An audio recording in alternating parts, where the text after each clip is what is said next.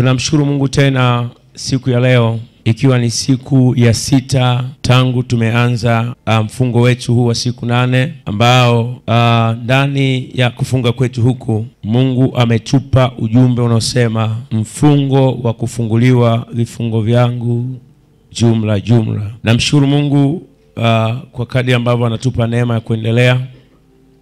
Tumeanza tangu Jumapili, lakini tena siku ya leo tunaendelea. So Mungu ni mwema na ni mwaminifu. Kwa naamini hata siku ya leo pia Mungu atakwenda kufanya kitu kikubwa juu ya maisha yako.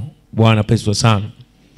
Nilikwambia watu wengi wana vifungo kwenye maisha yao, lakini watu hawa wamekuwa wakitafuta msaada kwenye maisha yao watoke kwenye matatizo walionayo, na wakati mwingine wamekuwa wakipatiwa msaada wa kuweza kufunguliwa kutoka kwenye vifungo mbalimbali walivyonavyo. Lakini changamoto ya wengi ambao wamekuwa wakifunguliwa, matatizo yao yamekuwa yakirejea tena. Yaani mtu anafunguliwa kwa muda fulani, lakini baadaye tatizo linarudi tena kwenye maisha yake. Nikakwambia ziko sababu ambazo zinafanya tatizo lirudi ndani ya mtu, lakini nikakwambia pia ili mtu afunge, lakini pia katika kufunga kwake tatizo alilo nalo lisiweze kurudi, basi ziko kanuni ama hatua ambazo mtu anaweza akazifuata na kisha zikamsaidia tatizo lake lisiweze kurudi tena. Nikakwambia kwamba mfungo huu ni mfungo ambao Mungu ameuruhusu tuwe nao, lakini pia ni mfungo ambao ndani yake una ufunuo wa kimungu. Manake ninaposema kufunua ni kama kitu ambacho kimefungwa then kinafunuliwa kiwe wazi, ama mtu aweze kuona, ama mtu aweze kuchukua, ama mtu aweze kujua kilichomo ndani yake. Kwa hiyo katika hizi siku 8 Mungu ameliachilia neno lake kwa maana ya kufunua mambo ambayo wakati mwingine tusiyoyajua tuweze kuyajua, ili tupate maarifa yatakayoweza kutusaidia kupiga hatua kwenye maisha yetu. Bwana pesa sana. Tukasoma andiko kuu ambalo na mimi nitalisoma tena sababu ndio andiko ambalo limebeba zima ama malengo makuu ya mfungo wetu. Tutasoma kitabu cha Isaya sura ya 58 na ule mstari wa 6 kwa wewe ambaye unaungana pamoja na sisi siku ya leo. Biblia inasema, je, saumu niliyoichagua sio ya namna hii, kufungua vifungo vya uovu, kuzilegeza kamba za nila, kuacha huru walioonewa, na kwamba mvunje kila nila.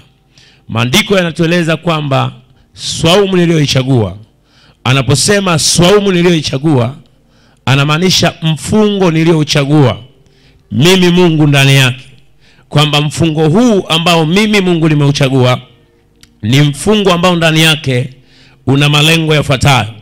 Anasema kwamba jambo la kwanza, huu ni mfungo wa kufungua vifungo vya uovu. Nikakwambia wakati mwingine hatupati matokeo kwenye maisha yetu. Kwa nini hatupati matokeo? Mtu unaweza ukawa unaishi na vifungo vya uovu bila kujua, na wakati mwingine unaweza ukawa unaishi kila siku, lakini kuishi kwako mwenyewe unafungua malango ya vifungo vya uovu kuingia ndani yako.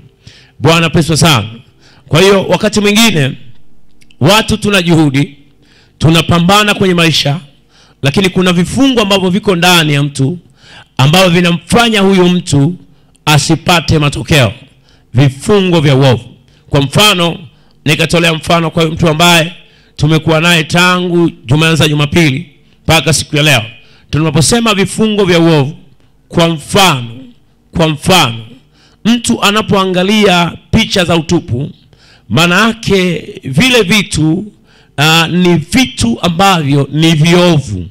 Kwa hiyo sasa unaposhiriki kutazama, unaposhiriki kusikiliza vitu fulani, wewe vile vitu ambavyo unavisikiliza ama kutazama unatengeneza mlango wa roho za uovu kuingia ndani yako. Kwa hiyo kuna watu ambao wamefungwa, vifungo vyao ni vifungo vya uovu, vinavyotokana wakati mwingine kuangalia vitu ambavyo ni vya ovyo, ama pia wakati mwingine kusikiliza vitu ambavyo si vizuri, kwa sababu Biblia inasema mazungumzo mabaya yanaharibu tabia njema. Kwa hiyo unaanza kuona kumbe kuna mtu amefungwa, lakini vifungo vyake ni vifungo vya uovu. Sasa Mungu anasema tunapofunga, moja kati ya kusudi la kufungwa, ama mtu anapofunga, kuna vifungo vinavyolegezwa.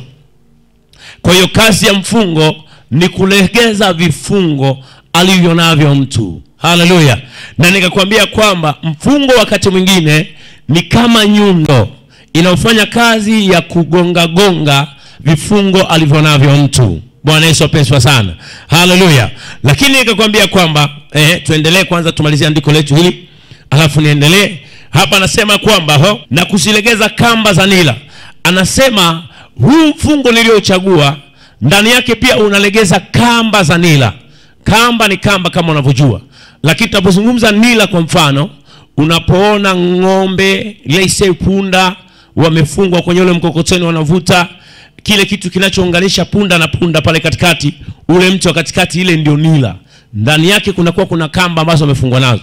Sasa anasema hivi, huu mfungo ambao mtu anapofunga akiwa na ufahamu na akiwa na ufunuo wa kimungu, kazi ya mfungo huu unaanza kulegeza nila. Kuna mambo ambayo watu wamefungwa nayo, anapojaribu kwa akili ya kawaida kuyaacha, unakuta hawezi. Kwa nini? Amefungwa kwenye kamba. Kuna nila ambayo amefungwa nayo, ambayo kila anapojaribu hawezi.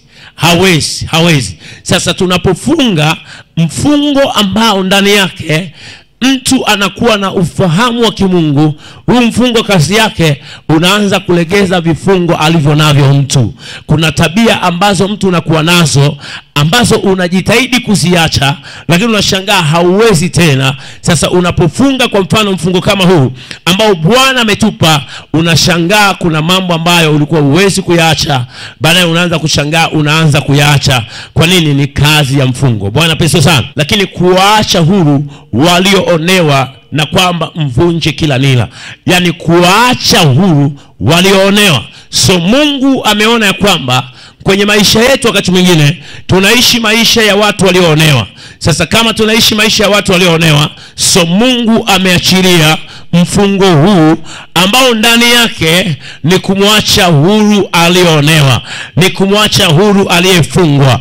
Nami naamini mahali hapa Mungu anakwenda kukuacha huru kwenye hizi siku 8. Ni siku 8 za kuacha mtu mmoja awe huru katika jina la Yesu Kristo. Watu wanaomuelewa Mungu wao, wanapoingia ndani ya Mungu wao, wanaelewa kwenda na kila ambacho Mungu anakisema. Haleluya. Bwana pesa sana. Haleluya. Kwa hiyo ni mfungo ambao unakwenda kumwasha mtu huru. Manake huru kwenye afya, huru kwenye maisha yake kiujumla, huru kwenye uchumi wake, huru kwenye kila kitu ambacho unahitaji, kwa sababu ni mfungo ndani yake una maelekezo ya kimungu. Sema amen. Sema amen. Sema amen. Nikakwambia hivi, msingi wa mtu kufunguliwa na msingi wa mtu baada ya kupokea muujiza ambao Mungu amemtendea, manake kwa kuombewa, msingi mzuri ni lazima mtu ajengwe kwenye neno. Lazima ajengwe kwenye neno. Na niongezee hapo, kama unatokea unafunga maombi, manake kuna watu huwa tunafunga, na ukifunga unachokifanya sasa, labda unashinda umelala, unashinda unaangalia TV. Ukiulizwa unasema nipo kwenye maombi. Huu mfungo wa namna hii ambapo mtu anafunga, hasomi neno la Mungu, haombi, wala ndani yake kunakuwa hakuna maabudu. Yani nikwambia hivi, utakuwa umejinyima tu kula, kwa sababu mfungo wa namna hii utakuwa hauna matokeo. So Mungu anataka tunapofunga, jambo la kwanza uelewe kwa nini umefunga. Sisi hapa tunaelewa kwa nini tumefunga, kwa sababu Mungu amepanga kutufungua vifungo vyetu. Lakini jambo la pili, mfungo wowote ili mtu afunguliwe, lakini baada ya kufunguliwa tatizo aliyokuwa nalo lisirejee tena, ni lazima mfungo ule uwe umejengwa kwenye msingi wa neno la Mungu. Na ndio maana mahali hapa ndani ya siku hizi 8 ambapo Jambo kubwa ni kujenga kwenye fundisho la neno la Mungu, na baada ya kujenga kwenye fundisho la neno la Mungu, tunapokwenda kuomba ama kwenda kuhitimisha maombi yetu haya ya siku 8, mtu mmoja anakwenda kufunguliwa, lakini unakuwa na maarifa ambayo atakufanya tatizo lisirudi tena, kwa sababu utakuwa na neno la Mungu ambalo ndio msingi linakufanya wewe uwe imara kwenye maisha yako. Sema na usizubae, na kuzubaa kwako kwingine ni kama adui amekukandamiza. Kuna maeneo ambayo unapoona neno linahubiriwa na kuna kitu ambacho kimelenga, lazima ujue namna ya kupokea neno. Maandiko yanasema, nalifurahi waliponiambia twende nyumbani mwa Bwana.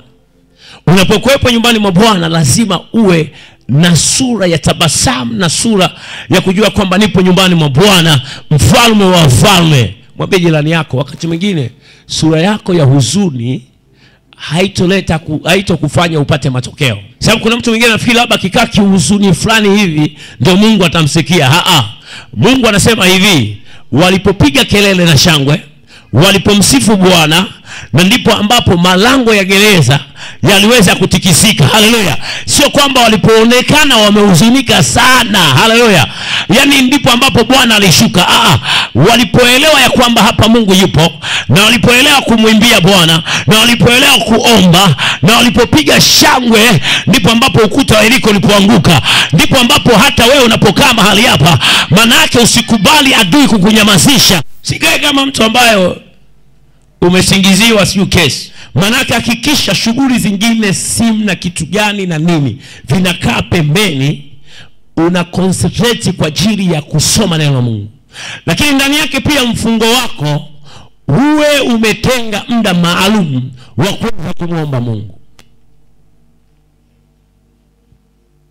Bwana Yesu asifiwe sana.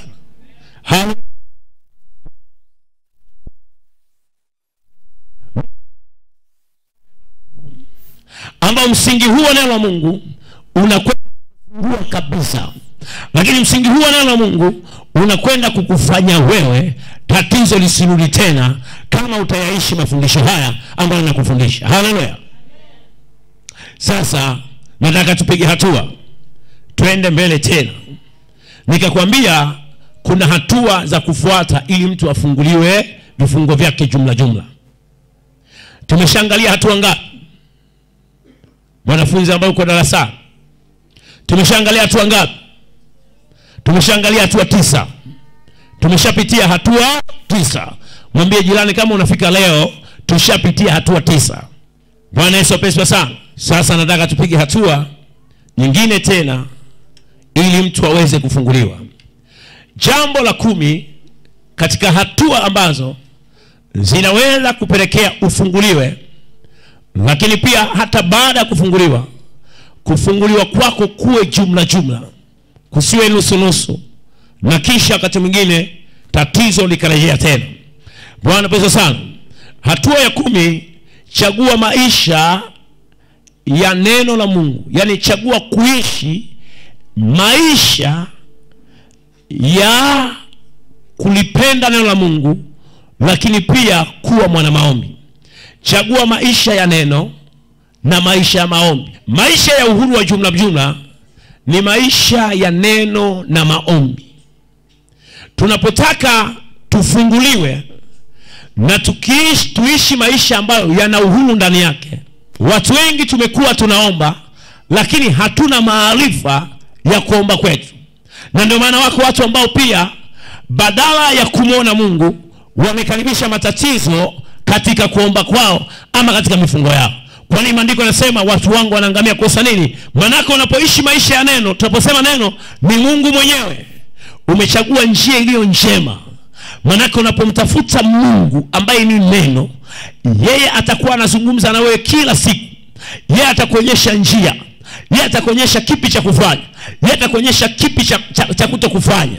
Kwa hiyo unachagua neno. Na wana wa Mungu kwa habari ya neno imekuwa ni mzigo mkubwa sana. Angalia hata kwenye mikutano, watu wanaweza kaepo kwa wingi sana wakati waimbaji wanaimba, lakini anapofikia kusimama mhubiri, utaanza kuona watu wananyanyuka wanaondoka. Adui amewafunga watu kutokulitaka neno. Adui ameondoa shauku ndani ya mioyo ya watu kutokulitaka neno, lakini adui amepanda ndani misisimko na ile hali ya watu kutaka kuombewa. Na ndio maana leo watu wanaotafuta maombezi bila kutaka kumjua huyo neno ni watu wako wengi lukuki sana. Kuna kusanyiko la maombezi. Kabla sijaweka mkono utakuwa umeshapokea muujiza. Inawezekana ukawapata watu wengi sana. Lakini kama mwingine akasema mahali hapa kuna kusanyiko la watu kufundishwa neno la Mungu, yule anasema neno la Mungu inawezekana kawa na matokeo machache sana. Kwa nini? Adui ameweka hali ya watu kutaka kuombewa zaidi ya neno. Nami nikwambia hivi, huwezi, kama unataka uhuru wa kweli na kama unataka kufunguliwa kwenye maisha yako, na napozungumza kufunguliwa usiweke tu magonjwa. Napozungumza kufunguliwa ni kufahamu uchumi wa kwako, injeno maisha kwako. Manake huwezi ukalitenga neno la Mungu kwenye maisha yako. Na ndio maana mahali hapa Mungu ameamua tuweke msingi wa neno, ili mtu anapofunguliwa apate uhuru wa jumla. Kwa hiyo neno la Mungu plus maombi ni mtu anapata uhuru wa jumla. Na wiki hii madam tumekuepo mahali hapa, na nadam umekuwa na nidhamu mbele za Bwana, ninaamini unakwenda kupata uhuru wa jumla wa kufunguliwa kwa mtu. Anasema mtaifahamu kweli, ambaye ndio neno la Mungu, na kisha mtawekwa uhuru. Hajasema mtafahamu maombi. Ngoja nikwambie, ukienda kwa daktari akupe vidonge, asikupe maelekezo ya vidonge vile namna kuvitumia. Na kama akakupa, wakati ukiwa naye anakupa vidonge, anakuambia meza hivi viwili, alafu hivi vingine viweke utanywea ukiwa kwa nyumbani ama kokote unakokwenda. Ukienda kwa sababu hajakupa maelekezo, kuna mambo mawili: aidha kutokuvinywa vile vidonge kwa sababu hauna maelekezo ya namna unavyotakiwa kuvitumia hivyo vidonge.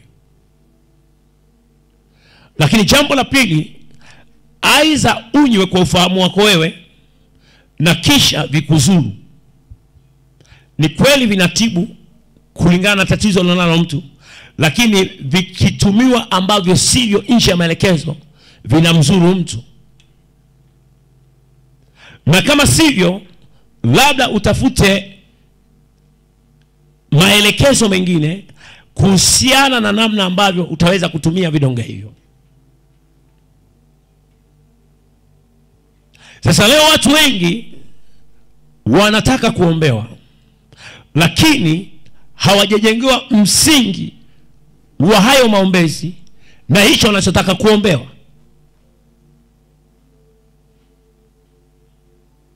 Na ndio maana hata kama watafunguliwa, anaondoka, anaweza akarudi akaishi maisha yale yaliyofungulia mlango wa tatizo kwenye maisha, kwa sababu hakufundishwa. Na ndio maana Mungu anataka tufundishe, na msingi wa kufunguliwa kwako ubezi kwenye neno. Msingi wa kufanikiwa kwako ubezi kwenye neno. Anasema na changamoto kwenye uchumi, asipokaa na akafundishwa kwamba unapoombewa na unapofanikiwa kwenye eneo la uchumi, ili uchumi wako usiyumbe, uendelee tu mbele, lazima pia eneo hilo ujengwe kwenye neno. Nami Bwana kwenda kusaidia kwenye kila eneo ambalo adui amekushika. Hebu sema Bwana ananisaidia katika jina la Yesu. Haleluya. Hakuna uhuru nje ya neno na maombi. Hakuna uhuru ambao mtu ataupata nje ya neno la Mungu na maombi.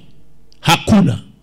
Narudia tena, hakuna uhuru ambao mtu ataupata nje ya neno la Mungu na maombi. Lakini pia hauwezi ukatenga neno la Mungu na maombi. Haleluya. Bwana Yesu asifiwe sana.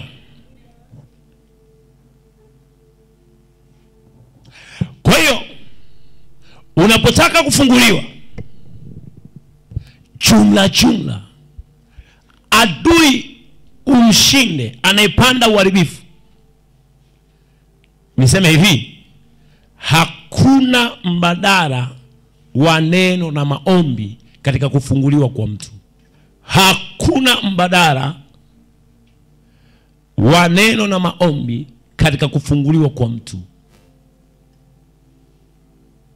Kuna vitu ambavyo unaweza ukapewa kuvitumia, lakini kama hujajengewa kwenye msingi wa neno, nikwambie hivi, hakuna mbadala wa mtu kufunguliwa nje ya neno na maombi. Kama utapewa vifaa vya kiroho, tumia vifaa vya kiroho. Hujajengewa kwenye msingi, ni kama utakuwa unatwanga maji kwenye kinu. Lakini tunapokuwa na ufahamu wa neno la Mungu, na ndipo ambapo utakuwa na uwezo wa kuweza kumdhibiti adui, utakuwa na uwezo wa kupambana, na utakuwa na uwezo pengine wa kuhakikisha kilichokuwa ndani yako kisirudi, kwa sababu una maarifa ya kutosha. Kuombewa hakuchukui nafasi ya neno la Mungu. Anasema, mkikaa ndani yangu na mimi nikikaa ndani yenu, ombeni lolote mtakalo, mimi nitalifanya. Huyu anasema mkikaa ndani yenu, nikikaa ndani yenu na nyinyi mkae ndani yangu. Huyu ni neno anayetaka akae ndani ya mtu. Ombeni lolote, takeni lolote, mimi nitafanya, kwa sababu mimi nimekaa ndani yenu na nyinyi mmekaa ndani yangu. Au wewe umekaa ndani yangu na mimi nimekaa ndani yako. Omba chochote. Kwa lugha nyingine, nikikaa ndani yako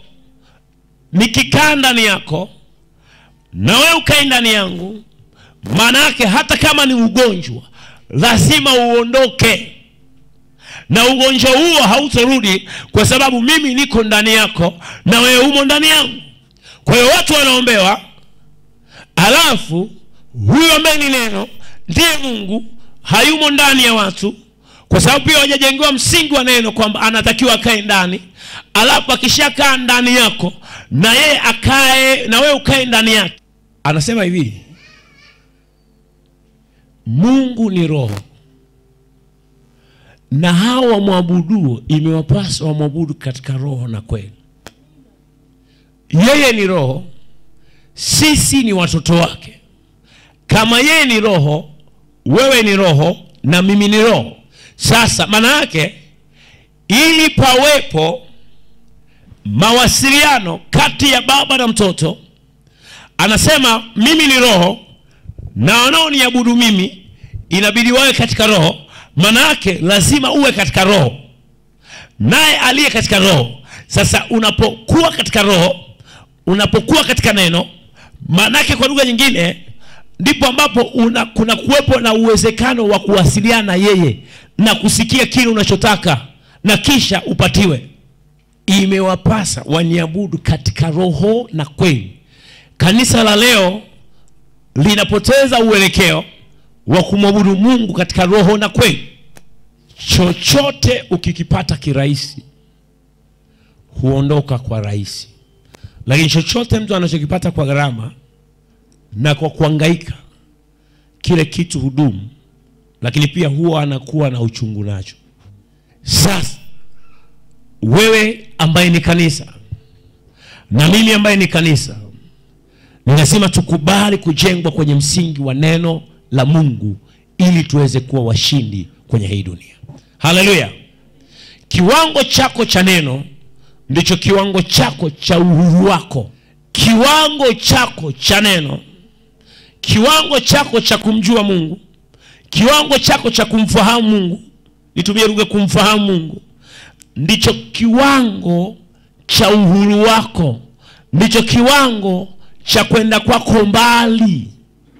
Unapokuwa na kiwango kikubwa, na wakati mwingine kiwango cha Mungu ndani ya mtu hakionekani kwa macho ya damu na nyama, lakini huyu aliye na kiwango kikubwa hata kama maisha haya damu na mwili haya, macho na damu na nyama, tunamwona yuko kawaida, lakini huyu mtu ana kiwango cha kwenda mbali sana, kwa sababu kuna namna ambavyo kiwango chake cha kumjua Mungu ni kikubwa zaidi. Narudia tena, kiwango cha neno ndicho kiwango chako cha uhuru, ama ndicho kiwango chako cha mafanikio, ama ndicho kiwango chako ambacho kinatupa picha ama kinakupa picha kwamba utafika wapi. Kiwango cha neno ndani yako. Mtu anapokuwa na kiwango cha robo, na aliye na kiwango cha nusu, na aliye na kiwango cha robo tatu, na aliye na kiwango cha kilo, na aliye na kiwango cha kilo 2, hawa watu wako tofauti.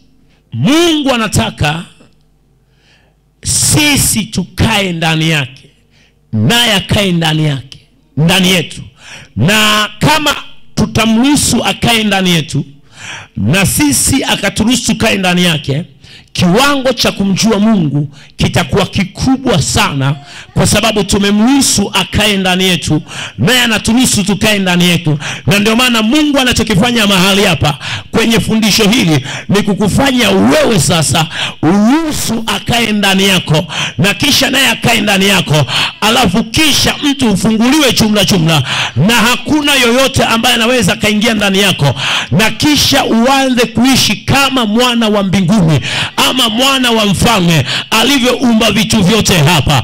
Na Bwana ameniambia tengeneza kanisa ambalo litasababisha kuleta ufalme wa Mungu hapa duniani. Kuna mtu mmoja lazima uishi maisha ya mwana wa mfalme chini ya jua, lakini kwa kiwango kikubwa cha Mungu ambacho kitakuwa ndani yako. Kuna watu wanielewi. Acha nikwambie hivi. Ninaposema hivi, kuishi maisha ya kifalme ukiwa ni mwana wa mfalme chini ya jua, inawezekana. Mungu anapotaka kubadilisha maisha ya watu, anachokifanya huwa hafanyi muujiza. Ila jambo kubwa la kwanza, anapotaka atembee na watu kwa ukubwa, nazungumza kwa ukubwa, si katika hali ya kidogo. Mungu anachokifanya huwa anawekeza maarifa kwa mtu ama kwa watu ambao anataka awachukue kwa hatua kubwa zaidi, kwa sababu nje ya maarifa utaanguka. Lakini Mungu anachokifanya, anawekeza maarifa yatakayomfanya mtu huyu awe mtu mkubwa zaidi, kwa sababu ya maarifa aliyoyabeba yenye ufahamu ndani yake. Unapomwandikisha mtoto shuleni, unampeleka kwa lengo ajaziwe maarifa. Kadiri ya maarifa anavyoyapokea, anavyoyakubali, na anavyopambana kuyapata maarifa haya, hata kama walikuwa 200, mwisho wa siku, kutokana na level ya elimu iliyowekwa kwenye nchi husika, huyo mtoto ataanza kukua na kujipambanua. Kile kiwango cha maarifa kitamfanya kuwa mtu fulani mbele ya jumuiya ya watu fulani, kwa sababu ya maarifa. Kile kiwango cha maarifa ndicho ambacho kitamfanya wakati mwingine awe mkuu. Kuna watu wanakuwa wakuu, kuna watu wanafanikiwa kutokana na maarifa walionayo. Umekalia kiti hapo, lakini kuna mtu mmoja aliyepata maarifa kutengeneza kwamba huyu mwanadamu inabidi asiwe anakaa chini, akae kwenye kiti. So alipoanza kuapply hayo maarifa, leo ameingiza bidhaa hii iko sokoni, na wewe na mimi tunaenda kuinunua, na kisha kwa sababu ya maarifa aliyopata anaingiza fedha. Kwa nini? Maarifa.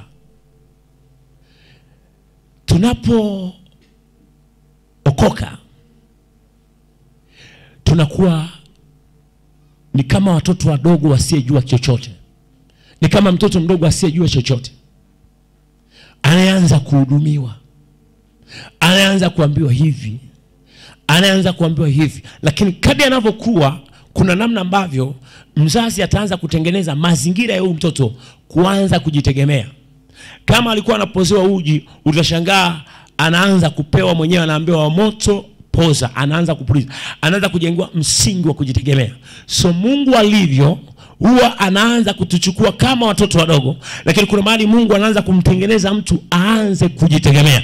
Na kanuni ya Mungu ni Mungu kumfanya mtu aanze kujitegemea. Unaanzaje kujitegemea kama huna maarifa? Na ndio maana Mungu anawekeza kukupa maarifa yatakokupeleka sehemu ama uanze kujitegemea, kama wewe usimame na kusaidia watu wengine. Ndio maana kiwango cha maarifa yako ndicho kiwango ambacho pengine kitatafasiri maisha halisi ya mtu. Narudia tena, kiwango cha uhuru alionao mtu ndicho kiwango wakati mwingine cha maisha atakayo kuwa nayo. Mungu anapotaka amtoe mtu kutoka kwenye kiwango cha chini, kiwango cha kufungwa, kiwango cha kutokuwa huru, Mungu huitafuta nafsi ya mtu. Mungu humtafuta mtu aliyemkusudia. Alafu Mungu hutuma neno lake kupitia mtumishi wa Mungu. Kwa sababu Biblia tunaona jana ulituma neno lake. Yeye anasema ulituma neno lake. Kwa Mungu ana kaida kulituma neno lake. Kwenye hizi siku 8 Mungu amelituma neno lake. Na hili neno lake maana yake amekutafuta wewe ili upate maarifa haya, kwa sababu anataka akutoe pale ulipo ili aongeze kiwango cha uhuru wako. Na kama anaongeza kiwango cha uhuru wako, kuna hatua ambazo unakwenda kuzipiga. Kwa hiyo Mungu huwa anawakusanya wale wakusudia ili hilo neno liwe la kwao. Na mimi nasema hili, wewe ulioko hapa ni Mungu aliyekusudia uwepo hapa ili neno hili liwe la kwako, kwa sababu kuna uhuru ambao anatakiwa akupe. Kuna namna ambayo unatakiwa kufunguliwa na upige hatua tena. Anaanza kushughulika na ufahamu wako. Sikiliza, unaweza ukawa unalala chini kabisa. Unaweza ukawa kula kwako ni kwa kubangaiza kabisa. Lakini katika kuishi kwako huko, huyu mtu akawa amefungwa, haoni kipi cha kufanya, haoni kabisa. Huyu mtu kama atafunguliwa, utashangaa anaanza kuona vitu vya kufanya na kisha maisha yake yanabadilika. Lakini pia mtu anaweza akawa yuko chini kabisa, lakini ile chini yake ana kiwango kikubwa cha maarifa. Kuna namna anavyoona ni swala la muda tu kwamba Mungu amwambie anza kuchukua hatua. Anapoanza kuchukua hatua, kuna vitu vinaanza kutokea. Kwa lugha nyingine, kuna muda wa Mungu mtu kumwandaa ili kwenda kwenye ukubwa wake. Wakati huyu mtu anaandaliwa kwenda kwenye ukubwa wake, wakati mwingine tunaweza tusione matokeo ama yale anayoyafanya, kumbe anaandaliwa.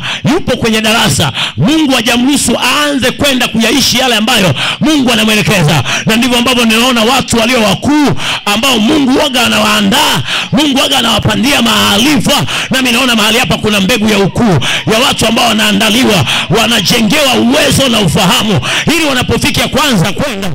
Ngoja nikwambie, dunia ya leo, ukiangalia bajeti ya nchi kwenye eneo la elimu, imewekeza hela ndefu sana.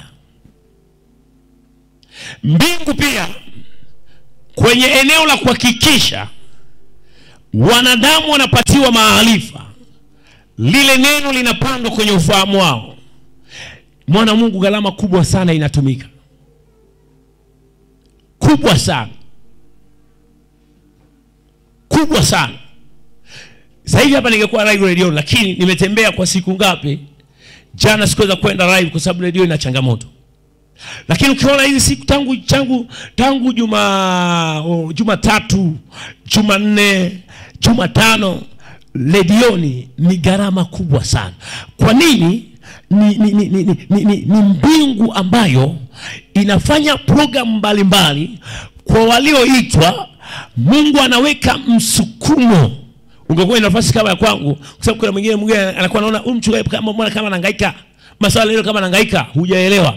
Mbingu inahangaika kwa kila namna, maana yake yanatumika mabilioni ya fedha kuhakikisha mtu mmoja aokolewe, mtu mmoja apandiwe maarifa, kuhakikisha kuna mtu mmoja ambaye amebeba ukuu wake yuko kule mashambani afikiwe, na kisha safari yake ya wokovu ianzie hapo, safari ya kumtafuta Mungu ianzie hapo. Mungu amuingize kwenye madarasa yake, aanze kumwandaa kwenda kwenye ukubwa. Kuna watu lazima wataingia gharama, watu ambao watawajibika kabisa, aidha kwa kufunga. Mungu anatengeneza uwezo ndani ya mtu kwa njia ya maarifa.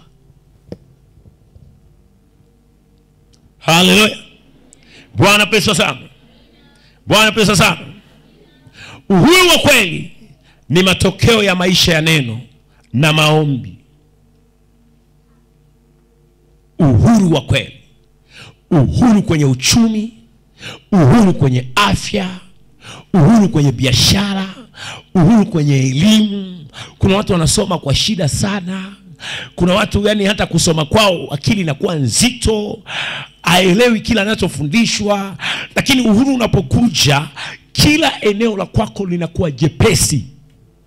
Neno linapoingia ndani ya mtu, nitumie lugha hii, linaingia na kama na kilainishi fulani ambacho huyu ndani ya mtu huyu pemekuwa na uzito wa mambo mengi. Ili neno linapopenya ndani ya huyu mtu, linaenda kutengeneza, kulainisha mambo ambayo yamekuwa na ugumu, yanaanza kuwa mepesi. Kwa nini? Neno limepita, neno linalainisha, neno linatengeneza wepesi ndani ya mtu huyu.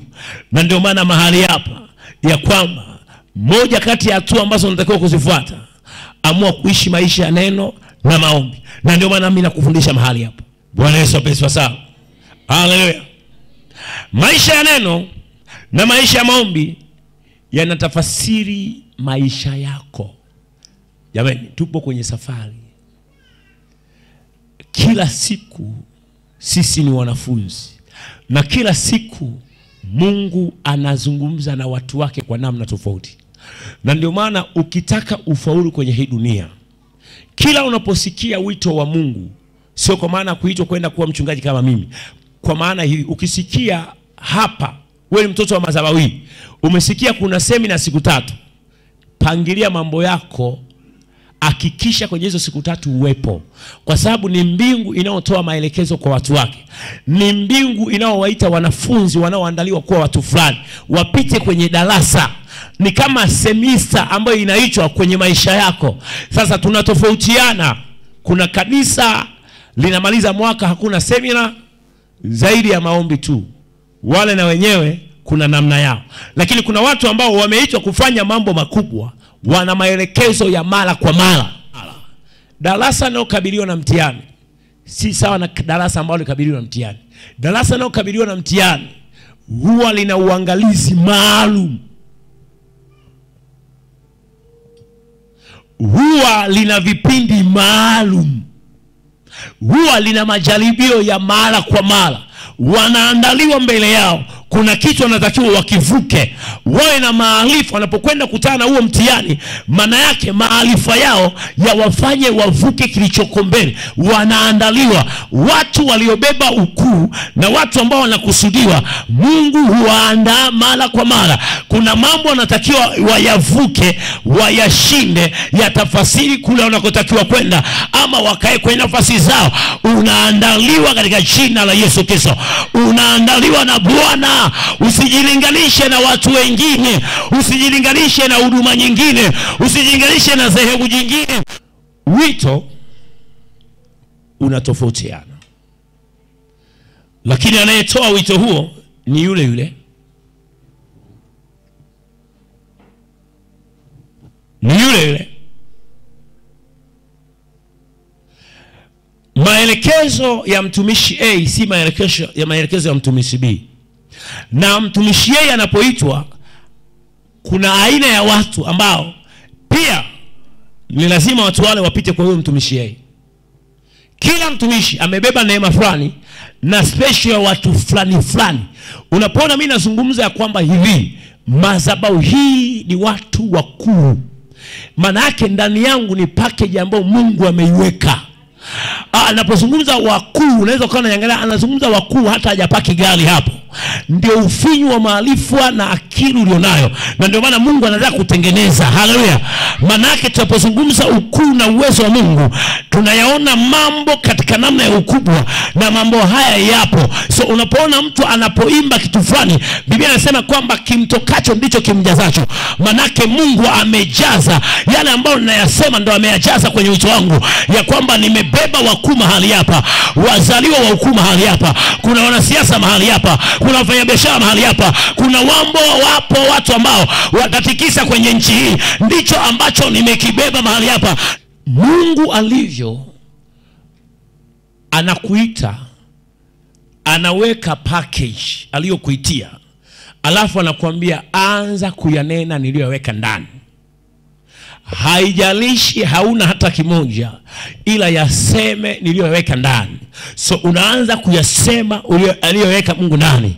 Unaanza kuona unavyoyasema, unaanza kuona katikati ya watu wanaanza kuyamiliki, yanaanza kutokezea. Kwa nini? Ndio yaliyopandwa mahali hapa. Ninaposema nyumba hii ni nyumba ya watu mabilionea, nyumba hii ni watu ambao tutatawanyika ndani ya nchi ya Tanzania na hata nchi ya Tanzania, ndicho ambacho kimewekwa ndani. Kuna wakati utaanza kuishi kwenye hicho kitu, na wakati unakiishi hicho kitu, watu hawatakuelewa. Wachache watakuelewa, wengi watapiga kelele. Usisikilize kelele za hawa wengi, sikiliza kile sauti ya Mungu inayosema, alafu songa mbele bila kuangalia mazingira, bila kuangalia mazingira. Kwa nini unayaona mambo tofauti na unavyoona? Unaweza ukawa na shati moja, jioni unalifua, asubuhi unavaa, unatoka unasema shati lake ni lile lile na suruali yake ni lile. Usiangalie hawa watu, angalia ulichokibeba. Kwenye kuvaa shati moja, suruali moja, kuna mambo ambayo yanakufanya uvae suruali moja na shati moja. Kuna watu ambao wana mambo makubwa na kuna vitu vikubwa, majira yakitapokwenda kulipuka, hautomwona ile shati moja wala ile suruali moja. Walio wafinyu huyaangalia mambo kwa ufinyu na ufanya mambo according na kilio inapoishia. Wao wanajua maisha ni kuvaa tu. Maisha ni zaidi ya hayo. Maisha ni zaidi ya hayo. Waache washughulike na kula leo na kuvaa leo. Shughulika na ukubwa unaoona. Unaandaliwa na Bwana wa majeshi. Na tunapoandaliwa na Bwana wa majeshi, hatuishi kama wao, tunaishi sasa na mbingu inasema nini. Usishindane na watu. Tukiwa na neno anatupa maarifa ya kuishi. Eti umemwona amevaa suti na unasema wiki ijayo na mimi namlipa. Huo ni ujinga. Jua kusudi, liishi kusudi. Haleluya. Kubali kuandaliwa chini ya kusudi. Kesho inawezekana mahali hapa tumekaa na Mama Samia wa kesho kutwa. Haleluya. Unajua kuna kata hata mimi mwenyewe Mungu namuuliza basi hii inakuaje? Mimi nikamwambia Bwana, mwezi wa 6 nataka pumziko, wa 7 pumziko, hakuna kufunga. Kufunga angalau mara moja moja tu, yani ile moja moja, labda Ijumaa unajiandaa na ibada na Jumamosi. Akasema sio wewe na sio watu wangu niwaita pale. Na ndio maana leo tuko 8 hapa, wiki ijayo tena bandika bandua tunaingia kwenye mahakama leo. Na ujumbe kubwa, kushinda kawaida ya familia unaotokea. Yaani unajua kuna kawaida hawasomaji. Mungu amenipa neema. Narudia tena. Mungu amenipa neema. Na neema hii ni kukubeba, ni kuwabeba. Hamtoishi kawaida na mtakwenda kuwa wakuu kwenye nchi hii na nchi zingine. Hiyo neema tumeibeba. Mambo haya tutayashuhudia. Kuna watu wamekuja hapa kwa kuja tu, wakija na nidhamu. Kuna watu ambao wamepata ajira kwenye madhabahu hii serikalini. So naposema kwamba Mungu ametuita katika ukubwa fulani, ninamaanisha watazungumza maneno yote, lakini ni Mungu anayetaka kuzidisha mambo. So Mungu ana kawaida kuanza kuwaandaa watu ili kuwapeleka. Na ndio maana hata ukiangalia kwa mtoto wa Mungu wa mahali hapa, chakula kinachotoka hapa ni chakula ambacho wewe ukikaa na kufuatilia. Mtu mmoja akatoka Katola akasema, ningekuwa wa hapa ningekuwa tajiri. Manake chakula kinachotoka mahali hapa mimi kingenifanya niweze kuwa tajiri. Chakula hiki kinachotoka hapa ambacho neno la Mungu linawaandaa watu kwenda kwenye ukubwa wao. Na neno ulionalo ndio uhuru ulionao. Ndio maana Mungu anawekeza kwenye njia ya neno ili upanuke uhuru wa kwako according na ile package anayoitaka yeye. Nirudie Nirudie hivi. Ikiwa Mungu anataka, nichukulie kwa mfano wa kilo. Ikiwa Mungu anataka utembee kwenye ukubwa fulani, lakini uli utembee kwenye ukubwa, anataka uwe na uzani wa kilo 10 wa neno, ama uzani wa kilo 50 wa neno. Manake patahitaji madarasa zaidi ya wewe kufundishwa mpaka ufikie kwa hiyo uzito, na kisha yale ambayo yamekusudiwa yafunguke.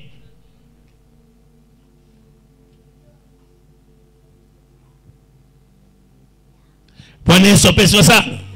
Haleluya tena. Haleluya tena. Tuangalie kitabu cha Matendo ya Mitume.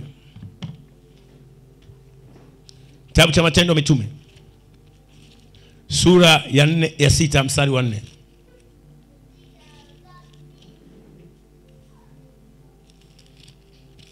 La pasika. Maandiko yanasema hivi: na sisi tutadumu katika kuomba na kulihudumia lile neno. Na sisi tutazidi katika kuomba, lakini na kulihudumia lile neno. Yaani maana yake ni kama lile neno sasa kulifanya liwe sehemu ya maisha yetu. Tutadumu kwenye kuomba, lakini msingi ni neno. Tutadumu, lakini msingi kwenye lile neno wanalifaa. Tutaomba, lakini msingi kwenye lile neno. Mitume wanazungumza.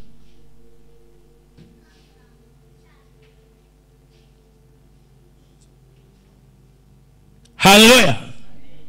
Haleluya. Mwana wa Mungu, hujawahi kujiuliza kwa nini tunaambiwa tuombe maombi 120? Kwa nini tuwe na mzigo kama huo? Yaani hiyo ni dunia nzima, sijawahi mpaka nafikia hapa sijasikia mimi. Leo Mungu ameniambia maisha yangu yote ya huduma 120 ni sehemu ya kitu ambacho Bwana amenipa, na kina siri kubwa sana. Na mimi nikiwa nikikuandaa, jipange vizuri tunapokwenda kuanza maombi haya. Yaani panga unavyoweza, usikose kufuatilia mtiririko wa mafundisho na maombezi. Baada ya hizi 120 kuna tamko la neno ambalo tunakwenda kulipokea, lakini pia litakalofanya tuishi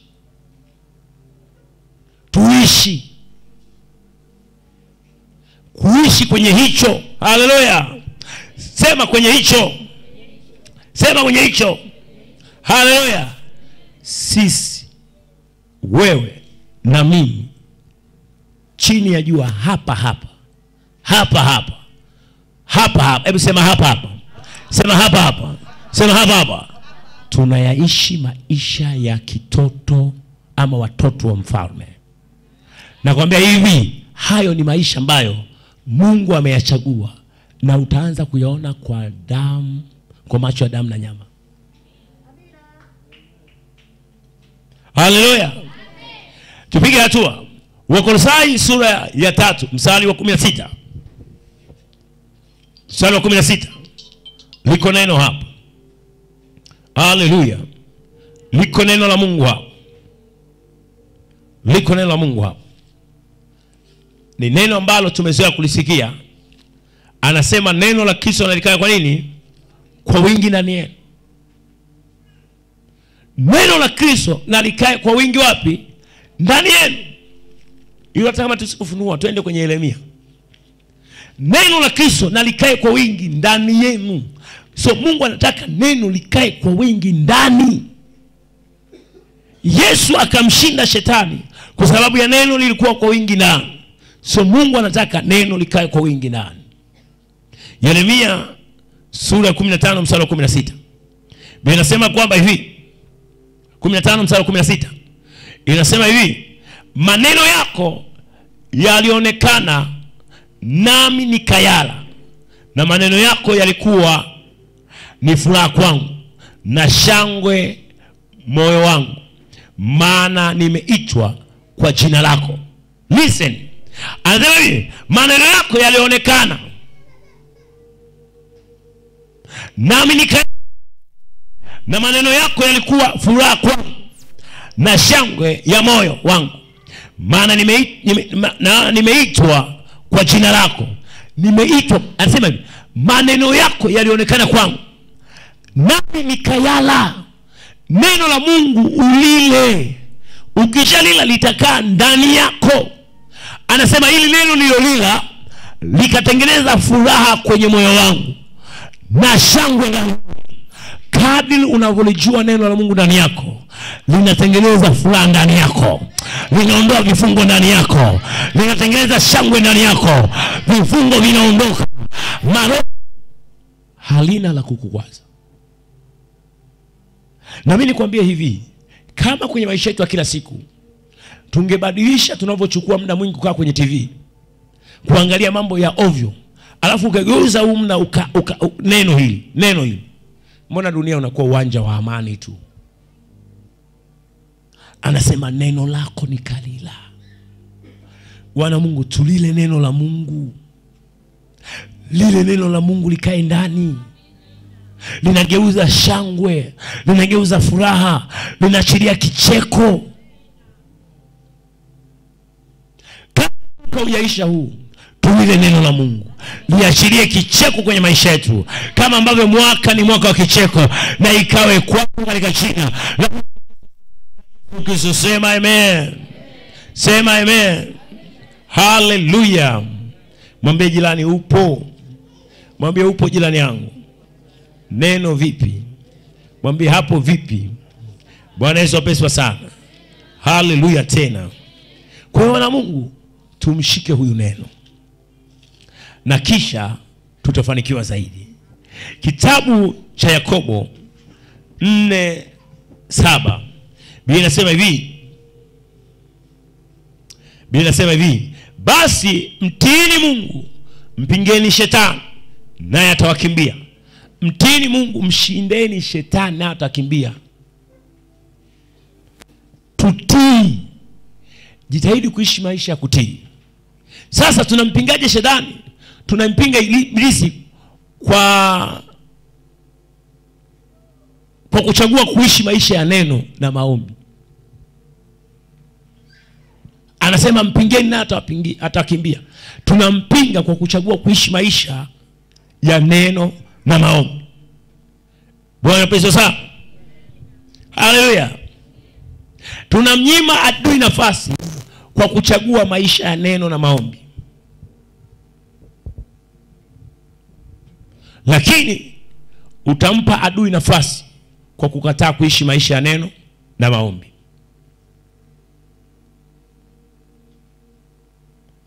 Nimalizie, ukitaka kesho yako kuwa ya tofauti, fanya maamuzi ya tofauti.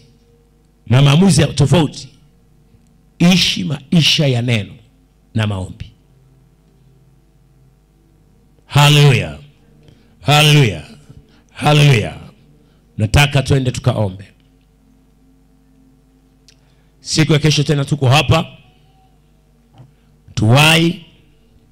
Tutamaliza mapema kuruhusu mazoezi ya praise yaendelee. Lakini hakikisha point ya kesho usikose, ili kupata muunganiko mzuri wa tunakokwenda kuelekea Jumapili. Haleluya. Kwa simama pale ulipo, nataka tuingie kwenye maombi. Haleluya. Simama pale ulipo. Bwana Yesu asifiwe sana. Okay, kuna mtu ana shukrani na shuhuda. Hayo ni mambo ambayo tunahitaji kwa ajili ya kusikia nini Mungu amefanya kwako. Haya, uliye na shuhuda na shukrani mjo. Ibu utasema majina yako, lakini nini Mungu amefanya. Bwana Yesu asifiwe. Amen. Bwana Yesu asifiwe sana. Amen. Mimi kwa majina naitwa John Anderson Kaizirege Mganyirwa. Ndio. Ni baba wa familia ya watoto wa 8. Ndio. Na nimeambatana na mwenzangu, mwenza wangu. Ndio. Na nimpe mic ataje jina lake. Bwana Yesu asifiwe. Amen. Nawapenda sana. Amina. Nimefurahi sana, nimemshukuru Mungu sana kusali katika kanisa leo. Amen. Kwa majina yangu naitwa Eliet Mganyirwa. Ndio. Ni mama wa watoto 8. Ndio. Namshukuru sana Mungu. Amen. Bwana Yesu asifiwe. Amina. Kanisa, Bwana Yesu asifiwe. Amen. Kwa majina yangu naitwa Mwinjilisti Neema Mganyiro. Ndio. Nafurahi kuwa mahali hapa. Amina. Bwana Yesu asifiwe sana. Amen. Naona mwenyeji wetu naye nimpe mic ajitambulishe kidogo. Okay, sawa. Bwana Yesu asifiwe kanisa. Amen. Mnayo amani. Amina. Binafsi nayo furaha. Jipigie makofi kwanza kuwa mahali hapa. Amina. Nilioko mbele yenu sio mgeni. Nina wageni hawa. Ndio. Kuna anayekumbuka tarehe 1 mwezi wa 6 tulifundisha somo gani? Maana lile somo ndio limefanya watu wao kuona hapa mbele. Watu wanaangalia nyuma tu. Wanaulizana nitakufa lini? Amina. Hallelujah. Hebu ongeza makofi tena. Hilo swala mimi linikaa sana moyoni. Yaani kila ombi lazima niliombe. Ndio. Jumapili iliyofuata baba alitoa ushuhuda. Ule ushuhuda somo lilikuwa linasema hivi, nitapita katikati ya maadui zangu. Ndio. Baada ya hilo somo alitoa unabii. Ndio. Ule unabii ulikuwa unamlenga huyu binti. Ndio. Huyu ni binti ambaye ni mdogo wangu. Yaani huyu baba mimi naishi kwao, ni mpangaji. Ndio. Siku hiyo katoa unabii, lile neno lilikuwa kwamba fichua kila adui na Mungu amwekee alama. Mnakumbuka hiyo siku? Alitoa unabii kwamba anaona kuna mtu, yule mtu kuna kitu amepewa, yani amepewa kama vile zawadi. Lakini ndani ya ile zawadi sio zawadi. Ndio. Kuna kitu ambacho kimefungwa humo. Ila yule mtu ana kitu cha kimungu na anataka kufanya kitu cha kimungu. Watu tulianza kutazamana. Akatoka mama moja upande huu. Ndio. Baba akasema hapana. Akatoka mwingine hapa hivi katikati. Baba akasema hapana. Nilikuwa na mume wangu tukaanza kutumiana message. Kwa hiyo maana yake nini? Maana yake sasa ile picha ikaja ni ya huyu binti. Ndio. Nikaambia hapana, sio yeye. Hasa alivyozidi kuendelea kusema. Nikasikia sauti. Ndio. Haijalishi mtu alioko mbali. Ndio. Wala hasali mahali hapa. Ndio. Sasa alivyoanza kuongea kile kitu. Ndio. Kweli nilikaa sina amani. Baadaye nilivyokuja kuinuka baba akasema hapo hapo. Akaanza kuomba. Alimwambia yule mama alikuwa amesimama hapa. Ndio. Akaomba, alivyoomba yule mtu akasema ni kweli mimi nilipewa kitu na hapa najisikia kuwashwashwa mwili mzima afu kuna kitu kama vile kinanibana. Ndio. Kama mnamkumbuka huyo mdada. Kumbe hiyo siku ya Jumapili fika hiyo saa 7 akaanza kuomba. Yaani alikuwa anaomba kwamba kukitoa kile kitu. Ndio. Kumbe hiyo hali ilikuwa kwa huyu. Ndio. Kule aliko akawa yani kuna mtu alimletea zawadi. Maana huyu ni mwinjilisti. Akaja mtu akamwambia nimekuletea shukrani. Ndio. Huyu mwinjilisti akaichukua akaweka pembeni. Yule mtu akaona hapana, akaichukua tena akamshikisha mkononi, chukua, mbona unakataa, chukua. Mwinjilisti ikabidi aichukue. Alivyoshika hapa alianza kusikia tumbo linauma. Ndio. Yule mtu anamwambia vipi? Huyu sasa akaanza kukiri, yani ukiri wake ndio uliomsaidia. Akasema mimi ni mzima. Ni mzima wangu, mimi ni mzima. Kumbe yule mtu alikuwa na kusudi baya kupitia ile bahasha. Kilichofuata yule mtu alivyoondoka akajisikia kwenda haja, ilikuwa ni kama kwenye saa 7 ndio yale maombi hapa sasa akakazana. Ndio. Kakazana yale maombi ya kutoa kile kitu kibaya, baba naomba. Huyu mtu kile kitu kikamtokea kule aliko. Alibana kwenda chooni akapushi nyama. Ile nyama ilikuwa kama nusu kilo, si ndio hivyo neme? Akapushi ile nyama. Kile kitendo cha kupushi kule, huyu baba hapa anaendelea kuomba afu akasema imekuwa. Kumbe hivyo sema imekuwa huyu tayari kule ndio ikawa pona yake. Siku iliyofuata siku ya Jumatatu, kumbe amepigana simu na mama kwamba hali ni mbaya, kaondoka akaenda kumfuata kule aliko. Nafika nyumbani kama kawaida yetu watu na umoja wa maombi. Sema mbona mama simuoni? Hiki kitu mbona ni cha neema? Na ni kweli ni mwinjilisti, ni cha kimungu. Alafu anataka kufunga ndoa, si ndio jambo hili la kimungu? Baadaye mama alivyokuja kuanza kunieleza nikaambia ushuhuda huu ulikuwa ni wa neema. Kumbe haijalishi mtu hata kama yuko mbali. Wewe ulioko mahali hapa. Yaani kama una Mungu ndani yako umebeba, yani ni Gideoni wa yeyote aliyo karibu na wewe. Haleluya, piga makofi tena. Ndio. Kwa hiyo watu hawa wamekuja kumshukuru Mungu kwa kupitia maombi ya hapa, kwa kupitia redio, YouTube, huyu binti amepona. Baada ya hapo kupitia redio YouTube huyu binti amepona. Hebu ongeza makofi tena. Ongeza tena. Haleluya. Sema inawezekana. Ndio. Baada ya hapo ile hali ikabadilika. Ilipobadilika tukawa tumeshauriana kama familia. Ndio. Baba akawa ameondoka akaenda, kuta kweli hali ni mbaya, akamwambia mleteni afike madhabahuni. Ndio. Kama ni kuomba tupambane huku. Ndio. Kweli hakuwa mbishi, baba akawa ameenda. Alivyoenda kile kitendo yetu anafika tu stendi. Ndio. Adui akajua ameenda kwenye moto. Binti akazidiwa. Kabidi safari ikailishwa, akapelekwa hospitali, akalazwa. Ndio. Siku ameruhusiwa hakuna kurudi kule, njoo huku. Ndio. Kweli binti akawa ameletwa mpaka pale nyumbani. Tumefika pale, kufika tu nyumbani akazimia. Ndio. Tukaingia na mama kwenye maombi. Ile kumeweza kuomba mtu akazinduka na hali akakaa sawa. Lakini sasa tukawa tunasema tuendelee kufuatilia. Siku hiyo baba ilikuwa siku ya pili. Nikashindwa kuja ibadani, ikabidi tufuatilie kwenye simu. Ndio. Kile kitendo tu anasema kwamba ni muda wa sadaka. Kushika tu ile simu. Hoi tena. Ndio. Akabebwa akapelekwa hospitali. Tumeenda hospitali, baba nikawa nimemtumia message kwamba tuko hospitali. Kwa kweli yani sina cha kusema juu ya baba yangu. Mungu anemtumia ni wa kweli. Alichokisema akasema nitumie majina yake. Ogopa mtumishi wa Mungu usiku saa 8 saa 7 unampigia simu anapokea na anakuhudumia.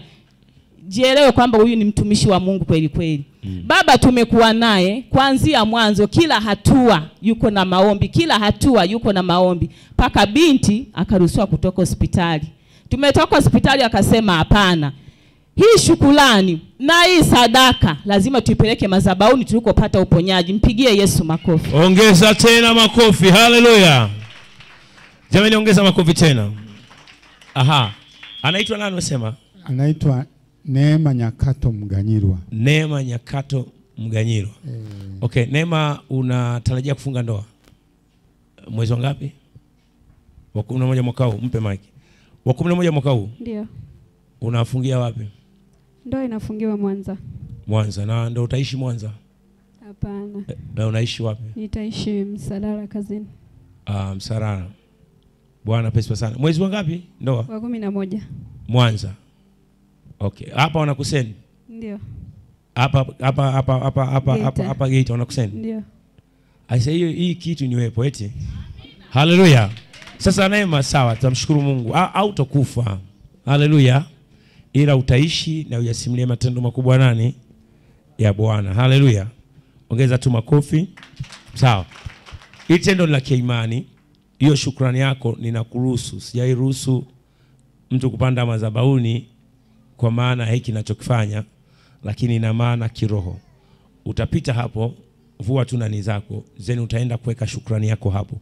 Alafu tu simama hapo ukiwa na maiki hapo. Alafu utatamka maneno haya. Haleluya. Utatamka maneno haya. Nenda na hiyo maiki, chukua maiki. Okay, sawa. Sema kwanza baba kabla tujamaliza, okay? Bwana Yesu asifiwe sana. Amen. Mimi wa Kristo wenzangu, ndio naomba nikushukuru mchungaji. Amena, tunamshukuru Yesu. Nafikiri nilikuwa hospitalini. Ndio. Ulisali pamoja na mimi. Ndio. Na ukanihakikishia kwamba huyo mgonjwa wako, mtoto wako amepona. Amena. Na uliponihakikishia hivyo na mimi nikakwambia amina. Ndio. Na kwa kweli maombi yako yametendeka. Hebu ongeza makofi. Hospitali alienda akiwa na hali gani baba? Hebu tuambie kidogo. Wakati mnampeleka hospitali alikuwa na hali gani? Wapendwa, shetani ni mjinga sana. Kweli ni mjinga kabisa. Mjinga sana. Hebu sema ni mjinga shetani. Sema tena shetani ni mjinga.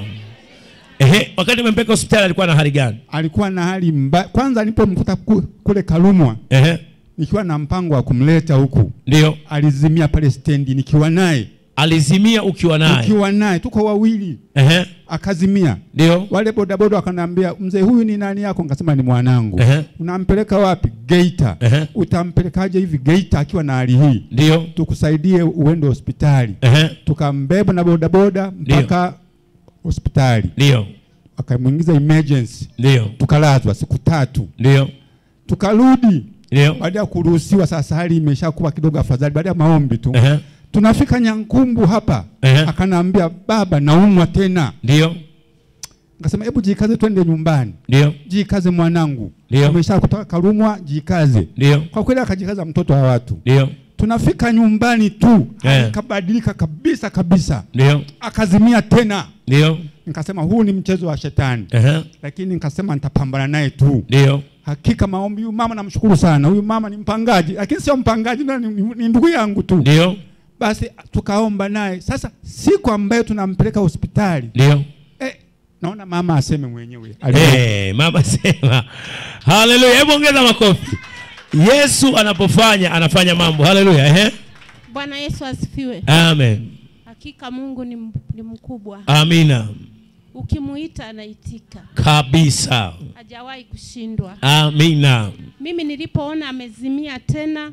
Ndio. Ameanza kupiga kelele hapo na wanawake walikuwa wamekuja kumsalimia. Ndio. Nikasema unitie Mama Jackie. Mama Jackie akaja haraka. Mama Jackie naye silaha nazo zote za mwili. Tulipanda bodaboda kama weu. Bodaboda bajaji, yani kelele tu tunapigia, tunamwambia Mungu mpaka emergency wanasema hawa ni wanani wamekuja wote wametoka wanaangalia. Alilazwa emergency. Kwa jina la Yesu, kwa jina la Yesu. Tunakataa, yani kelele tunamwambia Mungu kwamba kelele zetu sio bure. Ndio. Majibu yapo. Ndio. Kwa kweli tunamshukuru Mungu. Tulipofika emergency Mama Jackie akaunganisha na mtumishi. Ndio. Wakaanza kuomba. Mkono wa Bwana tuliuona hapa. Hebu ongeza makofi tena. Haleluya. Haleluya. Unapoona watu wanafunga safari kuja, ujue hali haikuwa sawa na ujue Mungu amewafanyia. Umbali hauzuiliki. Bwana pesa sana. Haleluya. Binti huyu amebeba ukuu. Na kwa sababu pia amepiga kwenye madhabahu ambayo Mungu ametupa ukuu huo, naye anaondoka atafanya mambo makubwa. Atafunga ndoa yake, ataishi vizuri na familia yake, na atatimiza yale ambayo Bwana amepanga yafanye. Haleluya. Na mimi kwenye huo wali nitakuwepo. Haleluya. Haleluya. Yani hata kama kwa kulazimisha, mwanangu ujitahidi tu kunipa taarifa. Hata usiponialika, yani nitakuja kwa lazima. Haleluya. Haleluya. Nikifika pale hata getini kuna mlinzi namwambia jamani, hii picha huyu binti niliwahi kuomba naye kuja kanisani, kwa hiyo niruhusu tu. Haleluya. Sema inawezekana. Sema inawezekana. Haleluya. Kwa hiyo kumbe alikuwa mahututi kabisa. Mahututi. Na amekaa siku ngapi akiwa iko hivyo? Kwenye hali hiyo ilikuwa inamtokea alafu inaisha. Kumbaga inatokea then narudi. Inatokea rudi. Tangu yule mama alipomletea bahasha kwamba ni shukrani Mungu. Okay. Wapendwa, Bwana Yesu asifiwe. Amen. Saa zingine ukiwa na furaha ya Kristo, ndio maneno huwa ni machache. Ni kweli. Lakini kwa sababu namtangaza Kristo, ndio ambaye namtumikia, ndio siwezi kumuonea haya kabisa. Na amesema usionee haya injili maana uwezo. Ndio. Kwa ufupi sana, ndio story inayoelezewa hapa kimsingi ina ukweli ndani yake. Ndio. Mtumishi nilikuwa sikujui, ila kuna namna nilikuona. Kuna namna uliniona? Ndio. Na hii kitu watu walo. Haleluya. Hebu pigia makofi kwa Yesu. Ndio. Sisemi najigamba. Ndio. Na wazazi wangu wanajua hali ambayo ninayo. Ndio. Kuna muda huwa naona kwa macho. Ndio. Lakini sio mwepesi kusema. Ndio. Haraka. Ndio. Hali inaweza nimeingia hapa lakini kuna kitu nilikuwa naona madhabahuni. Ndio. Lakini kama mtumishi unaelewa kuna saikolojia ya ndio kunyamaza. Ndio. Hayo tuyaache. Amen. Kwa story iliyokuwa ilikuwa siku ya Jumamosi. Ndio. Nilikuwa mzima tu. Ndio. Sikuwa na dalili za ugonjwa. Ndio. Nakumbuka nilikuwa na wanafunzi wa kipaimara. Ndio. Siku hiyo sikuwa na mudi ya kufundisha kabisa. Ndio. Lakini niko mzima. Ndio. Watoto wakaniambia, mwalimu leo tucheze rede. Ndio. Nikasema sasa kabla tujacheza rede tufanye usafi. Ndio. Tukafanya usafi kanisani. Ndio. Tukashirikiana na wale watoto. Ndio. Tukafanya haraka haraka. Nikachukua soksi yangu, vile visoksi wadada wanaelewa. Visoksi vya mguuni. Ndio. Ilibidi nitengeneze mwenyewe mpira. Nikasema sasa leo wacha niwafurahishe. Ndio. Kweli tukacheza ule mpira unaitwa ukimwi kama mnaujua. Unaelewa? Kuna mpira unaitwa ukimwi. Nikachola mwenyewe pale kwenye uwanja wangu. Tukacheza lede, yani nilicheza mpaka nikasahau kama ni Jumamosi siku ya kazi. Ndio. Niko na wanafunzi kuanzia saa 2 mpaka saa 6. Ndio. Baadaye kumbe simu yangu iko ndani inaita. Na sasa baadaye nikasema ngoja niingie ndani ninywe maji. Kuta miskolo kama 5 za huyo mtu. Nikasema leo kulikoni huyu, na si mtu wa kunipigia simu hovyo. Ndio. Ibidi sasa nishike simu ni mpigie. Namweza mpendwa vipi? Akanyuza mwinjilisti upo kanisani, kaambia ndio. Okay, nakuja. Kutoka nje nakuta kweli kashafika. Ndio. Akajifanya naye kucheza lede hapo. Baadaye akaingia ofisini akaambia, "Mwinjilisti, nina jambo na wewe kiofisi." Nikaambia, "Basi sawa, ngoja nimalizane na watoto." Na watoto ndio. Kaagana na watoto nikaingia ofisini. Sasa kama mtumishi unaelewa, kama shukrani mtu ameamua kushukuru. Sawa, tunaelekeza kwa watumishi kama umejisikia. Ndio. Lakini inaanza wapi kwanza? Madhabahuni. Madhabahuni. Ndio. Lakini yeye alikuja na bahasha namna hii. Naomba nitumie mfano kwa baba yangu hapa. Akafika, Bwana Yesu asifiwe mwinjilisti, amena. Shikamoo marahaba. Mwinjilisti, shukrani yangu hiyo kwako. Shukrani yangu hiyo kwako. Yaani shukrani yangu nimeielekeza kwako, chukua. Na mimi asante mezani. Na mimi sasa sikuwa na mudi ile. Asante. Akachukua tena. Nimesema shukrani yangu hiyo, chukua. Nikamuuliza shukrani ya nini? Ili ninapoomba nijue naomba kwa ajili ya nini? Ndio. Wewe jua tu shukrani yangu. Ndio. Nikaambia aya asante. Nikaweka tena mezani. Ndio. Sikuifuatilia. Yaani mpaka dakika hii iko mezani ofisini kwangu. Labda kama iwe imetumika, nisijui. Nimeiacha mezani. Ndio. Ibidi sasa maana ilikuwa tu wazi. Nikafanya kama unachungulia. Nikakuta ni mizungu miwili. Yaani 20. Ndio. Kwa hiyo sasa baada ya hapo akaniomba nimuelekeze kitu. Yeye ilikuwa kesho ndo anapanda madhabahuni, maana ni mke wa mwinjilisti. Akaniambia, mwinjilisti, wewe ndo aga unajua kuongoza ibada. Nielekeze unavyoongozaga. Kwani nikamwandalia ninavyotumia njia ninayotumia mimi. Ndio. Kachukua kitabu nikamuelekeza. Sasa ndo nimeanza tu kumuelekeza. Nikasikia maumivu ghafla, yani ndio. Yalikata kama nusu saa. Ndio. Ya kunyonga. Wanawake wanaelewa. Kajuza hiki nini, mbona niko mzima afu imetukuaje? Baadaye niko pale akaniuliza. Ndio. Umeanza kuumwa? Umeanza kuumwa? Kwa maana hiyo ulikuwa unataka niumwe, alafu unaniuliza tayari umeanza. Ndio. Nikamjibu hapana, siumwi. Wewe mwinjilisti, niambie tu kama umeshaumwa. Nikaambia mpendwa, mimi siumwi. Hapo yani niko hivi napoza. Nikamwambia mpendwa, mimi siumwi. Ndio. Niko mzima tu. Mbona sasa uko? Nikamwambia wewe umenikuta nacheza lede. Alafu nina muda mrefu kwa hiyo nimechoka. Ndio. Wewe unaumwa nini? Niambie tu. Nikamwambia silazimishe, siumwi. Ndio. Sasa tuko hapo siumwi, umeanza. Nikasikia kitu kinatoka huko ndani pa. Yaani ni sawa sawa, yani kishuke hivi. Kinatoka huku kinashuka. Ndio. Nikajiuliza hiki nini tena? Bado niko naye. Ndio. Akanikata tu jicho hilo. Baadaye akaniambia, "Sasa ndo nimeanza kumuelekeza hapo.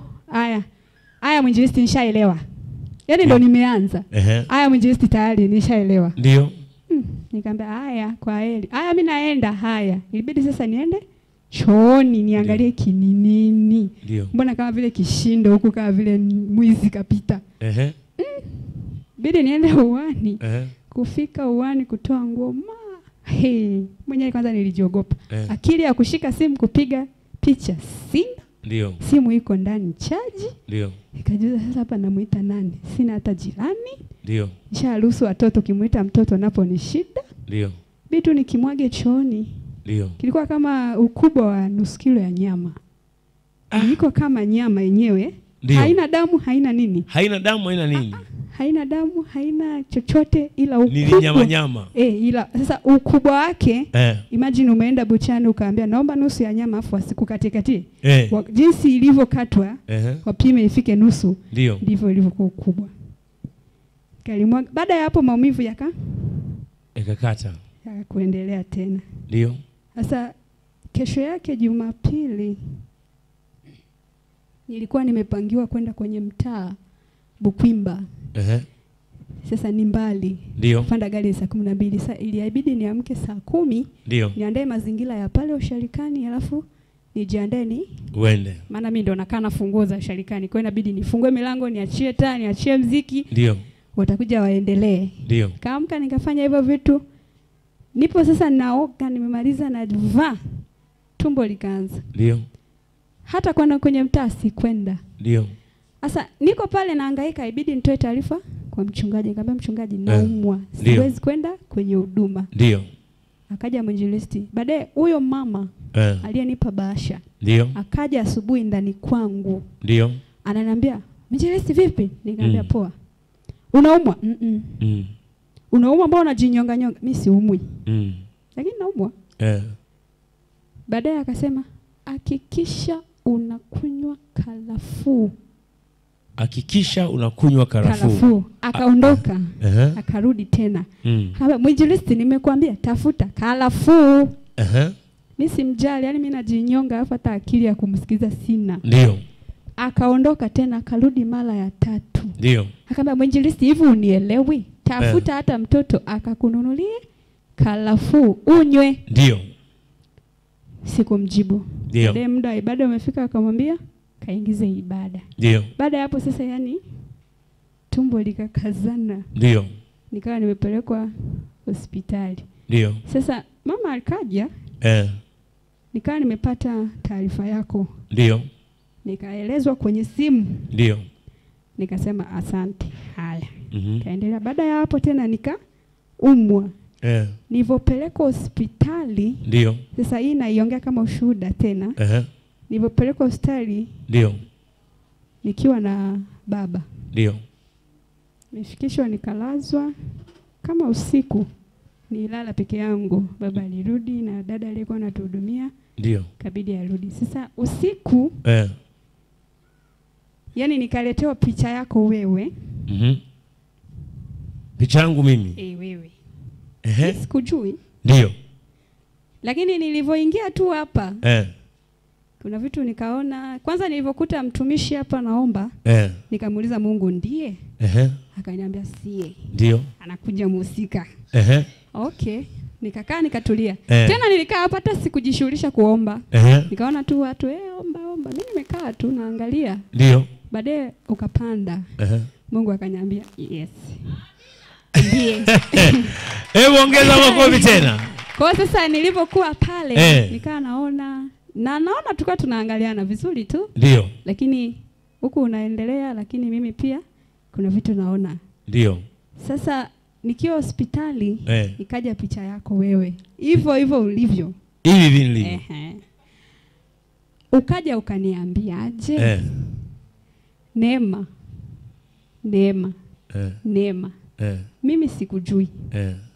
Ila mshukuru Mungu uliye naye. Ndio. Nikakuuliza kivipi? Ndio. Unajua ukiwa unaumwa una wenge. Nikakuuliza kivipi? Sio naota? Ndio. Sioti. Ndio. Nilikuwa kama saa 4 usiku. Nakumbuka. Ndio. Nikakuuliza kivipi? Na wewe ni nani? Ndio. Ukaniambia muda ukifika utanijua. Ndio. Lakini una kitu cha tofauti na wanachokutafutia wewe hawawezi kukipata. Nakumbuka uliniambia hivyo. Ndio. Nikaambia sawa, amina, ashukuriwe Mungu. Ndio. Ukaniambia, akaambia huyo mtu shida yake kubwa unamzidi kalama. Ndio. Sasa anataka alingane na wewe. Yaani wewe sasa ndo unaniambia. Ndio. anataka ulingane na wewe, lakini hawezi kukufikia. Ndio. Hata kama yeye hajasoma, lakini wewe ni kitu ulicho nacho. Nikajikuta sijui, nikakuuliza nani? Ukaniambia aliyekupa bahasha juzi. Ndio.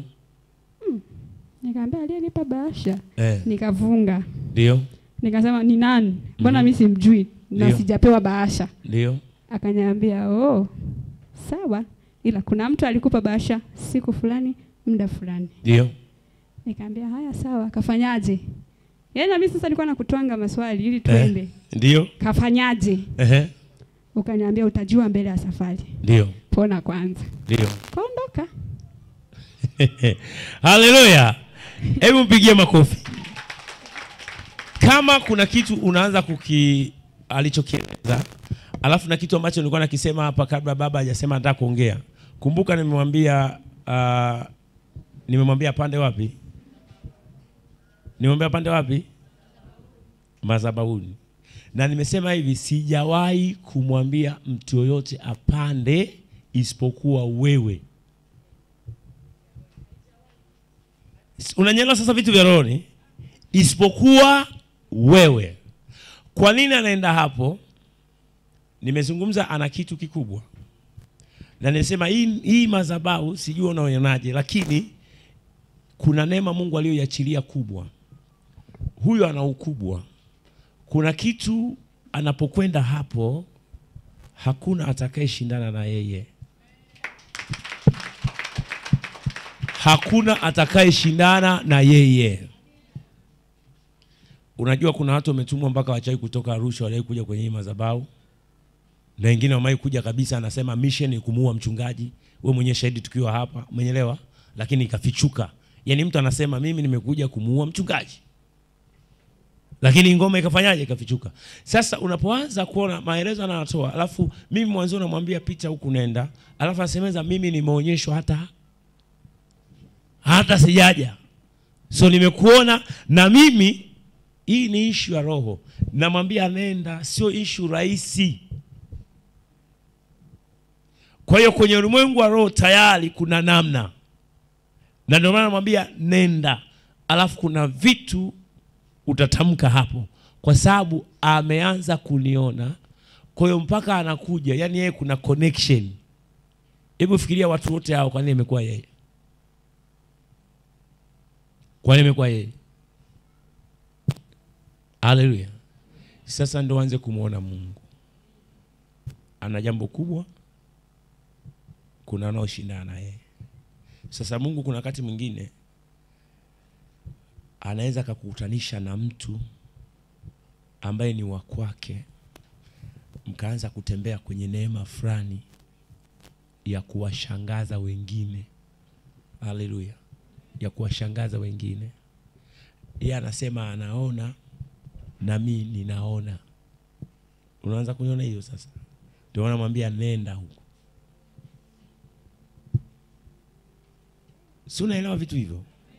Unaelewa hivyo vitu? Na neema niseme hivi. Sikia hili sasa jambo. Mimi sijui dhehebu unalosali. Sijui dhehebu unalosali. Lakini utaenda uko mbele. Uko mbele. Uko kwenye njia, lakini ni njia ambayo Mungu anakwenda kukutoa. Atakuweka kwenye njia yake. Wewe kuna vitu vikubwa unatakiwa kuvifanya na kuwasaidia watu. Utaona mambo makubwa, utaeleza watu mambo makubwa. Kwa sababu mlango uliopo unazuia hayo kuyafanya ambayo Mungu ameweka ndani yako. Kwa hiyo utaenda hivyo olewa, utaenda na utumishi wako, lakini kule mbele inaenda kukataa. Mungu anakwenda kusimamisha wewe. Utakwenda kuwa na huduma ambayo itafuatwa na maelfu ya watu wengi, utawaambia shida zao na watu watafunguliwa.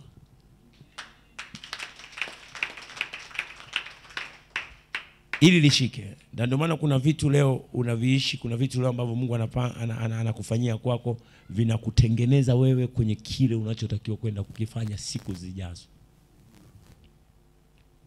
Umeona vizuri? Na unapotoka kurudi kule, kuna kitu Roho Mungu ananiambia. Yesu aliwaambia wanafunzi hivi, nifuate nitawafanya kuwa wavuvi wa watu. Ila naona kundi kubwa la watu litaambatana na wewe sana. Yaani unatokea kupendwa na watu, lakini hawa watu ni wema. Alafu pia karama ambayo Mungu ameweka ndani yako, utakaposimama kuhudumu, watu watakuwa wanatamani uendelee tu. Yaani usimalize, uendelee tu, yaani usiendelee. Na wataanza kusikua wanasema kabisa, bora mtuwekee mtu fulani. Bora mtuwekee mtu fulani.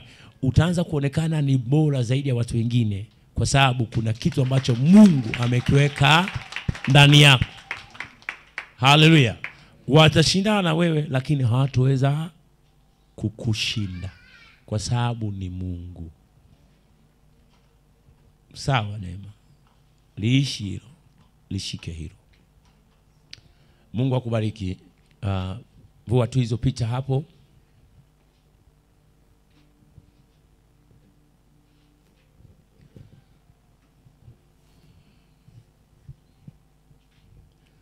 Tamka tu maneno haya, mimi ni mshindi. Utakwenda mara 7. Tamka kwa maiki yako, sema mimi ni mshindi mara 7. Mimi ni mshindi. Mimi ni mshindi. Ndio. Mimi ni mshindi. Ndio. Mimi ni mshindi. Ndio. Mimi ni mshindi. Ndio. Mimi ni mshindi. Ndio. Mimi ni mshindi. Ndio. Haleluya. Kiwango cha kuyaona mambo, kiwango cha maarifa kitazidi. Na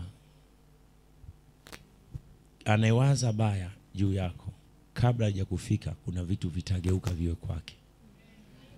Haleluya. Na eneo lolote utakapokanyaga, akiibuka mtu anayeshindana na wewe, aidha atahamishwa aondolewe kabisa, na kama sivyo ule ubaya utageuka umfike yeye. Na kuna watu watatajana mbele zako. Hilo neno la Mungu, mshike Mungu, una hatima kubwa. Wewe unaishi kwa sababu mbingu ina haja na wewe. Mungu akubariki. Amen. Haleluya. Ongeza makofi tena. Weka tu hapo sadaka yako. Weka hapo, weka na mic hapo. Ongeza makofi tena. Ongeza makofi tena. Ngoja nije huko.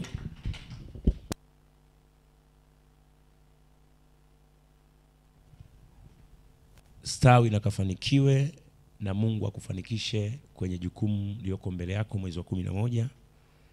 Mungu akalifanike jambo hili, ukawe mke bora, lakini pia ukuu aliweka ndani yako Mungu kwa ajili ya ufalme wako ukazirike. Watu wakafunguliwe na watu wakamuone Bwana kupitia wewe, katika jina la Yesu Kristo. Amen. Pigie Bwana Yesu makofi. Sasa Mungu akubariki. Kwa sababu muda umeenda, naomba ushike sadaka yako. Nitakubariki tu uende. Kesho njoo. Jumapili njoo umejiandaa. Kuna mambo makubwa sana. Shika sadaka yako, usishike kwa mazoea. Yaani nataka kufundisha usifanye vitu kimazoea. Fanya vitu kwa kumaanisha na si katika roho ya mazoea. Okay.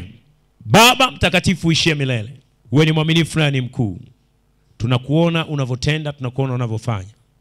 Wewe ni Mungu unayestahili kupewa sifa. Unastahili kuabudiwa Bwana. Tunakushukuru kwa matendo yako makuu ambayo umefanya. Asante kwa ajili ya neema, asante kwa ajili ya kwetu. Asante Bwana kwa kila kitu.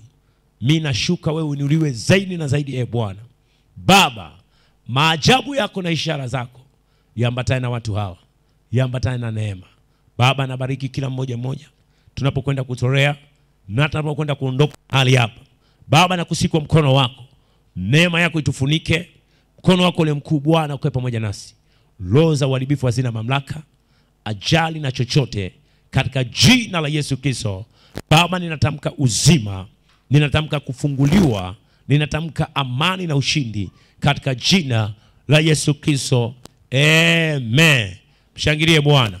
Karibu mtolee Mungu wako na Mungu akubariki.